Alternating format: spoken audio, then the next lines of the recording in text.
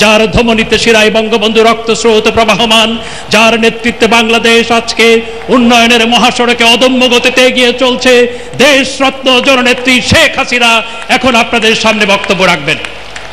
The Prime Minister Sheikh Hasina and President of Bangladesh Awami League Sheikh Hasina will deliver her speech now. Bismillahirrahman.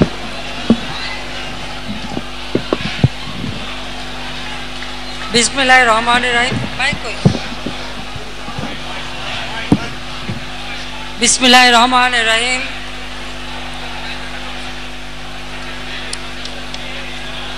Bangladesh Awami লীগের 20তম জাতীয় সম্মেলন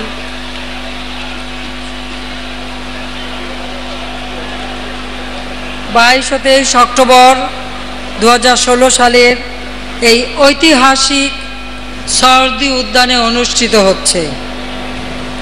আমি এই সম্মেলন উপলক্ষে বাংলাদেশের সংগ্রামী জনগণকে আন্তরিক অভিনন্দন জানাই। আমি অভিনন্দন জানাই আমার প্রিয় সংগঠন বাংলাদেশ আওয়ামী লীগের প্রতিটি নেতা কর্মী সকলকে আমি আমার আন্তরিক অভিনন্দন জানাচ্ছি। যারা দেশ বিদেশ থেকে আমাদের এই সম্মেলনে উপস্থিত হয়েছেন, শুভেচ্ছা বক্তব্য দিয়েছেন, এই সম্মেলনের মাধ্যমে বাংলার জনগণের মাঝে মহান মুক্তিযুদ্ধে সবসময় যারা আমাদের পাশে ছিলেন, এই সম্মেলনে এসে আপনারা আমাদের সম্মেলনকে সম্মানিত করেছেন, সেই বিদেশি অতিথিবৃন্দ, তাদেরকে আমি আন্তরিক ধন্যবাদ জানাচ্ছি। ধন্যবাদ জানাই বাংলাদেশের বিভিন্ন রাজনৈতিক দল এবং আমাদের 14 দলের নেতৃবৃন্দ যারা আমাদের সম্মেলনে উপস্থিত থেকে সম্মেলনকে সম্মান দিয়েছেন, সাফল্য মণ্ডিত করেছেন। আমি আপনাদেরকে আমার আন্তরিক ধন্যবাদ জানাই। আমাদের তৃণমূল পর্যায় থেকে যে সকল নেতা কর্মী, কাউন্সিলর এবং ডেলিগেট, সম্মানিত অতিথিবৃন্দ এই সম্মেলনে উপস্থিত হয়েছেন, সকলের প্রতি রইল আমার আন্তরিক শুভেচ্ছা, সংগ্রামী অভিনন্দন।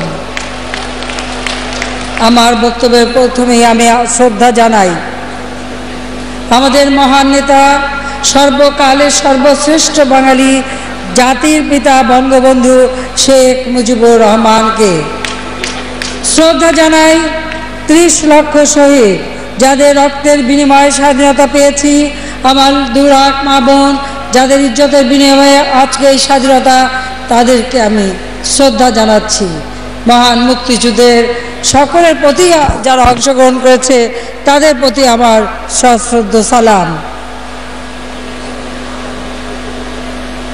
মহান মুক্তিযুদ্ধ চলাকালীন সময় আমাদের জাতীয় 4 নেতা যাদের বলিষ্ঠ নেতৃত্বে আমরা বিজয় অর্জন করেছি, যাদেরকে 3রা নভেম্বর ওই ঢাকা কেন্দ্রীয় কারাগারে নির্মমভাবে হত্যা করা হয়েছিল, সেই 4 জাতীয় নেতা সর্বজনাব শহীদ সৈয়দ নজরুল ইসলাম, তাজউদ্দিন আহমেদ, মনসুর আলী, কামরুজ্জামানের প্রতি আমি আমার শ্রদ্ধা জানাই।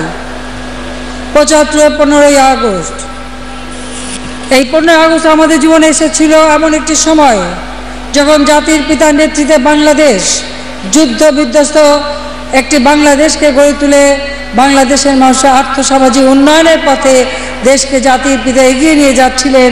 সেই মুহূর্তে মাত্র 3.5 বছরের মধ্যে আমাদের জীবনে নেমে এলো এক অমানিসার অন্ধকার। 75 15ই আগস্ট হত্যা করা হলো জাতির পিতা বঙ্গবন্ধু শেখ মুজিবুর রহমানকে। হত্যা করলো আমার মা বেগম ফজিলাতুন্নেসা মুজিবকে। আমার 2 ভাই লেফটেন্যান্ট শেখ কামাল, ক্যাপ্টেন শেখ কামাল এবং লেফটেন্যান্ট শেখ জামাল, দুজনই মুক্তিযোদ্ধা। শেখ জামাল আমাদের সেনাবাহিনীর একজন অফিসার ছিলেন। তাদেরকে নির্মমভাবে হত্যা করা হলো, সাথে তাদের নবপরিণীত বধূ সুলতানা ও কামালকে। আমার 10 বছরের ছোট্ট শিশু ভাই রাসেল, সেও রেহাই পেল না, তাকেও নির্মমভাবে হত্যা করা হলো।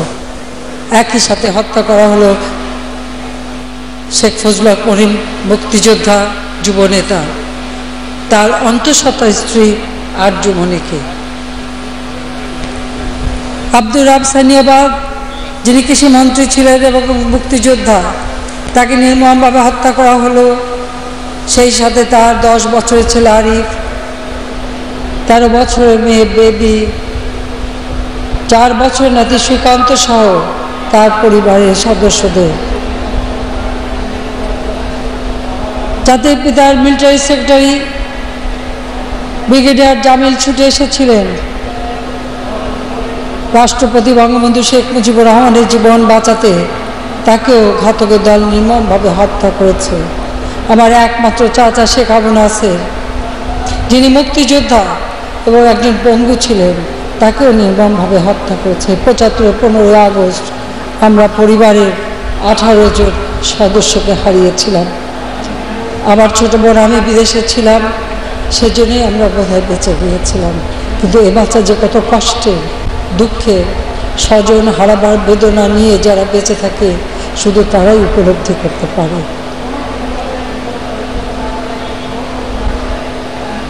এখানেই ঘাতকের দল শেষ হয়নি। তারা 21 আগস্ট আবির রহমান সহ আমাদের নেতা কর্মীদের হত্যা করেছে এবং বারবার আঘাত এসেছে আওয়ামী লীগের অগণিত নেতা কর্মী। শত আঘাত, প্রতিকূলতা উপেক্ষা করেও বাংলাদেশ আওয়ামী লীগ এই সংগঠনকে ধরে রেখেছে আমাদের তৃণমূলের নেতা কর্মীরা অনেক আত্মত্যাগের বিনিময়ে। কত মানুষ জীবন দিয়েছে,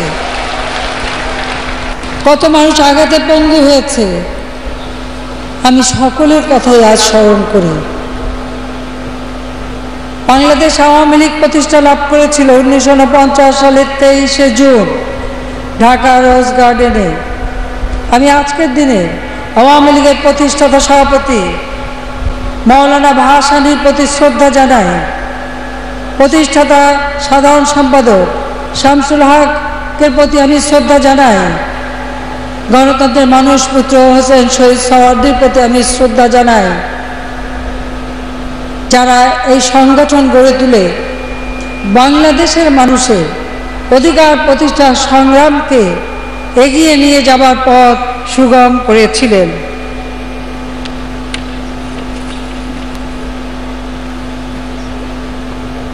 বাংলাদেশ আওয়ামী লীগ এই উপমহাদেশে প্রাচীনতম সংগঠনগুলির মধ্যে অন্যতম। আজকে আমরা বাংলাদেশ পেয়েছি, বাংলাদেশ একটি জাতি রাষ্ট্র। আজকে আমরা বাঙালি হিসেবে মর্যাদা পেয়েছি বিশ্ব দরবারে। আমরা আত্মপরিচয়ের সুযোগ পেয়েছি। আমাদের ভাষা, মাতৃভাষা বাংলা ভাষায় কথা বলার সুযোগ পেয়েছি। যা অর্জন, যতটুকুই আজ অর্জিত হয়েছে, তার সবই বাংলাদেশ আওয়ামী লীগের দান। আওয়ামী লীগই বাংলার মানুষকে ঐক্যবদ্ধ করে এই অর্জন এনে দিয়েছে। ওই 49 সালে জন্মলগ্ন থেকে আওয়ামী লীগ এদেশের মানুষের আর্থসামাজিক মুক্তির জন্য সংগ্রাম করে যাচ্ছে।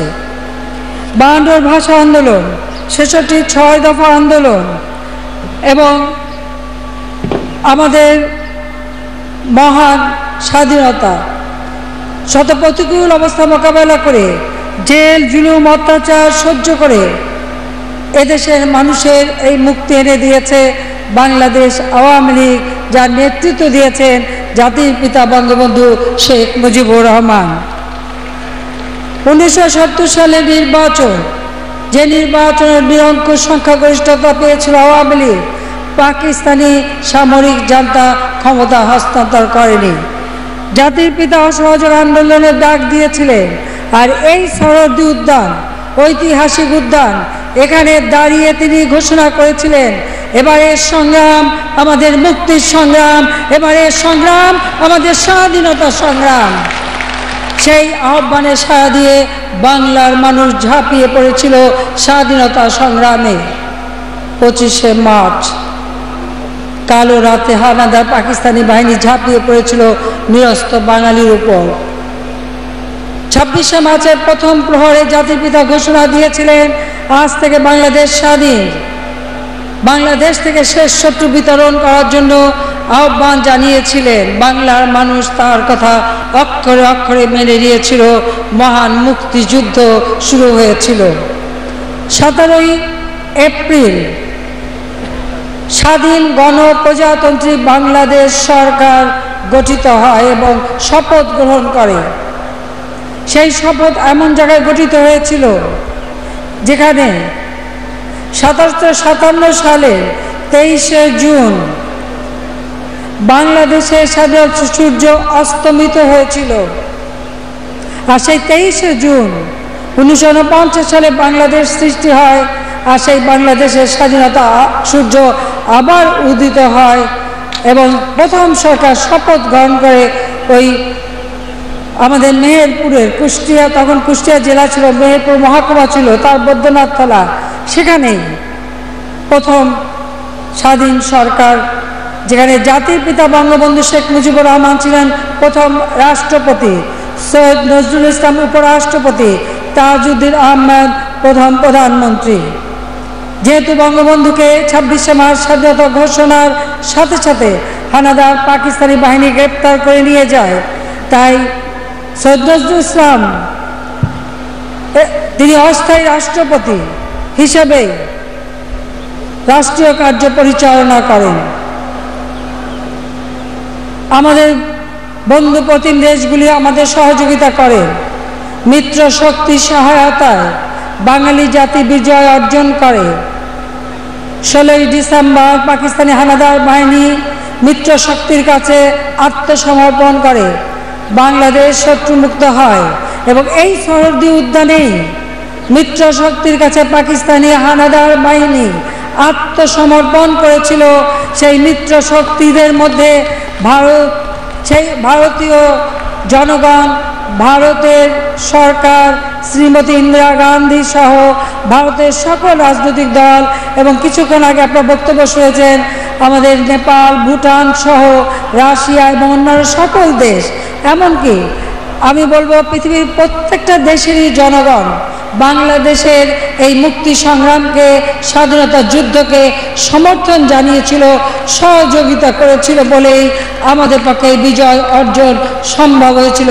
তাই সকলের প্রতি আজকের দিনে আমি কৃতজ্ঞতা জানাই। জাতির পিতা স্বাধীনতা এনে দেন। এই স্বাধীনতার মূল লক্ষ্য ছিল বাংলাদেশ হবে একটি অসাম্প্রদায়িক দেশ।